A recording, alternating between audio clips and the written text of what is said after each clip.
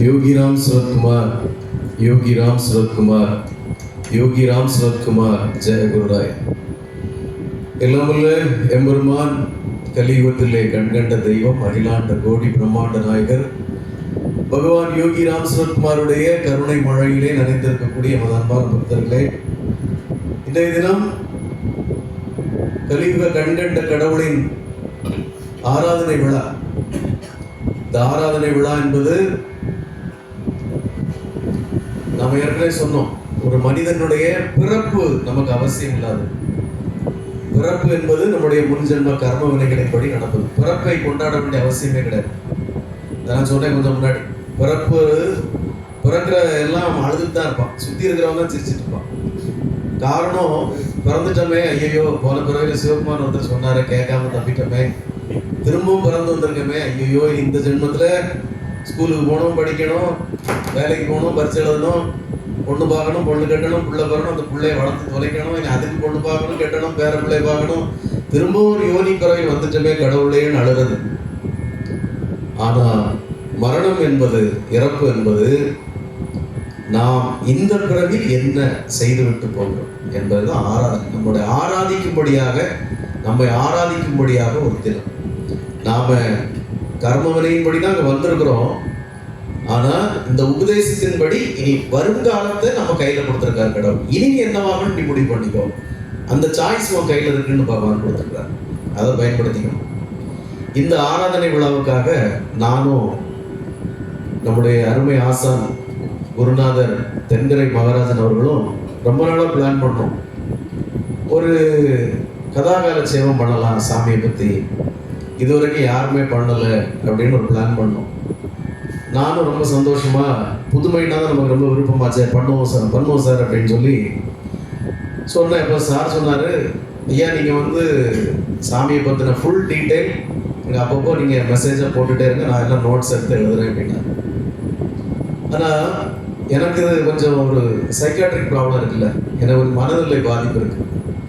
ஒரு விஷயத்த ரொம்ப ஆழமாக டீப்பாக போய் அதை பெர்ஃபெக்டாக பண்ணணும்னு நான் நினைப்பேன். அரைக்குறையாக மேற்கூட்டில் மேய்ச்சிட்டு போகிறது எனக்கு பிடிக்காது.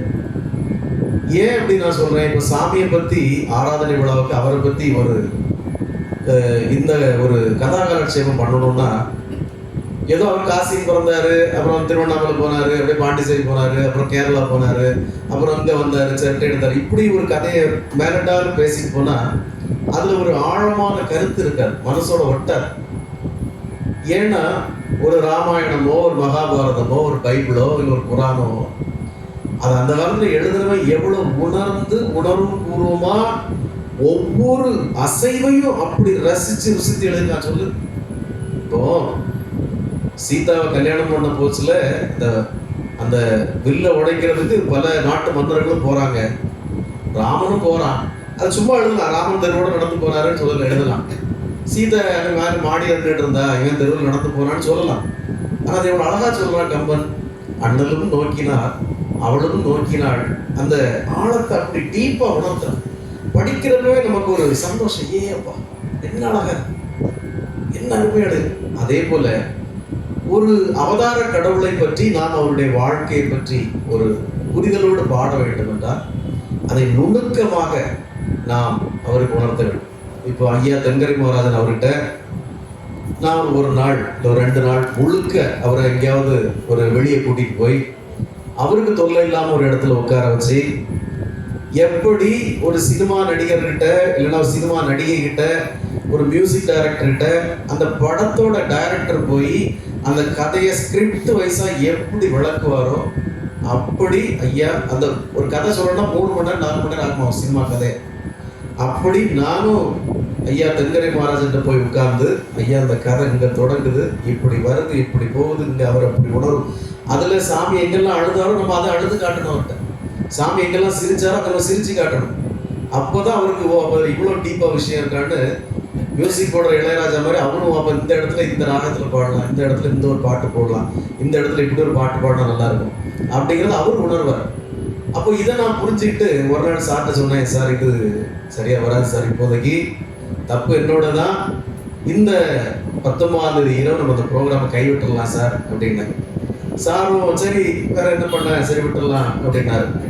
ஒரு காலத்துல என்ன பாஞ்சிருப்பாரு, யோ என்ன நேரத்துக்கு நான் கச்சேரி போட்டிருப்பேன், நீ இப்படி புக் பண்ணி என்ன வேண்டாங்கிறேன்பாரு. சாரும் இப்போ நம்மளை போல ஓய்வில் தான் இருக்கிறார், நம்மளும் ஓய்வில் இருக்கிறோம், சார் இருக்கிறதால சரி போகுது சார் பரவாயில்ல அப்படின்னாரு.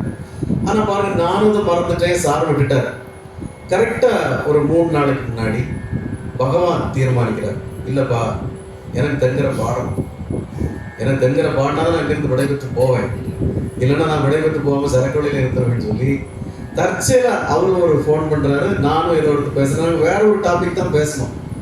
பேசிட்டு இருக்க சில தற்செயலா நான் சொல்றேன், சார் எப்படி இருக்கட்டும் பாடிடுவோம் சார், நம்ம கதாகாலம் செய்ய வேண்டாம், பட் நீங்க என்ன பாடினாலும் சரி, எதெல்லாம் தெரியறது தான் பாட போறீங்க, ஒரு 2 மணி நேரம் கச்சேரிகளெல்லாம் பண்ணி கொடுங்க சார். சாருக்கும் அப்படி ஒரு சந்தோஷம், எங்களுக்கு நமக்கும் சந்தோஷம், இப்போ உங்களுக்கும் சந்தோஷம். அப்போ இங்க எல்லா காரியங்களையும் அவர் தான் தீர்மானிக்கிறார். நான் வேண்டான்னு முடிவு பண்ணிட்டு சாரும் சரி விட்டுடலான்ட்டார். ஆனா அவர் ஏக பரம்பொருள் தீர்மானிக்கிறார், இன்னைக்கு என்ன நடக்கணும், எப்போ நடக்கணும் அப்படிங்கிறத அவர் தீர்மானிக்கிறார். ஆகவே இந்த காரியம் அவரால் நடைபெறுகிறது. இது பரிபூர்ணமாக திருப்தியாக நடைபெறும். ஐயா தென்கரை மகாராஜன் அவர்களை பற்றி நான் ஒன்றும் புதுசாக சொல்றதுக்கு இல்லை. அவர் இப்போ பல மேடைகளை அவர் அலங்கரித்திருக்கிறார். இவர் தான் முன்னப்பன்னு நினைக்கிறேன். முன்னப்பன் நாங்கள் பேசுவோம். இவர் தான் முன்னப்பன். நல்ல ஒரு A கிரேட் ஆர்டிஸ்ட், மிருதங்கத்தில் பின்னி பிடரி எடுத்துருவாப்புல. ஆமாம், ஐயா வயலின் எனக்கு திரு ராஜகோபால் திருவாண்டத்தில் வந்திருக்கான புள்ளி. இப்போ അവിടെ வந்துட்டு மெனக்கட்டு விட வந்துட்டு எங்களை எல்லாரும் போயிட்டு சந்தோஷிக்கான வேண்டி வந்து புள்ளி. அப்போ எல்லாரும் ஒன்று ஆகோஷிக்கணும் பரிபாடியை, நல்லா அடிச்சு கலக்கணும், அடிச்சு பொழிக்கணும் சம்பவம், சரியா? அப்போ இந்த கச்சேரி நாம போதுங்கிற வரைக்கும் ஐயா பாடுவாங்கன்னு நினைக்கிறேன். ஒரு தடவை பாடுறதில்லை, இறங்கி ஓடிடுறாரு. இந்த வாட்டி நல்லா பாடுவார். இன்னைக்கு ஆராதனை விழாங்கிறதுனால நல்லா கொண்டாட்டமா இருக்கலாம், எல்லாரும் ஆடலாம் பாடலாம், நல்ல பஜன்ஸ்லாம் பாடுவார். அவர் முழு சுதந்திரம் ஐயாவுக்கு இருக்கு. இன்னொன்று எப்போ நான் சொல்றதுதான், அவருக்கு வேற எதுவும் ஊக்கமளிக்காது. உங்களுடைய ஒவ்வொரு கைத்தட்டும் நீங்கள் ரசிக்கிற விதம் தான் அவருக்கு உற்சாகமா இருக்கும். ஒவ்வொரு பாடலையும் நீங்கள் ரசித்து கைதட்டி ஆர்ப்பரிப்பதை நாம் அவருக்கு செய்கிற ஒரு மரியாதையாக இருக்கும். எல்லாம் உள்ள ஏக பரம்பொருள் பகவான் யோகி ராம் சுரத்குமார், அவருடைய இஷ்ட தெய்வம் அவர் நம்ம ஸ்ரீ ராகவேந்திர சுவாமிகள், அவரும் இன்னைக்கு சன்னியாசம் பெற்ற நாளாம். எல்லாம் பாருங்க எப்படி கூடி வருது பாருங்க. ஆக்சுவலா பகவான் யோகி ராம் சுரத்குமார் சித்தி அடைந்த தினம் சிவராத்திரி அன்னைக்கு. சிவராத்திரி அன்னைக்கு தான் பகவான் யோகி ராம் சுரத்குமார் 3:19 அந்த 4ஆம் கால பூஜையிலே அவர் கைலாயத்திற்கு மீண்டும் திரும்பி சென்றார். ஆனால் நாம் அந்த இங்கிலீஷ் டேட் நம்ம கொண்டாடுறத ஒழிய சிவராத்திரி அன்னைக்கு தான் பகவான் சித்தி அடைந்தார், சிவனாக மாறிக்கொண்டார்.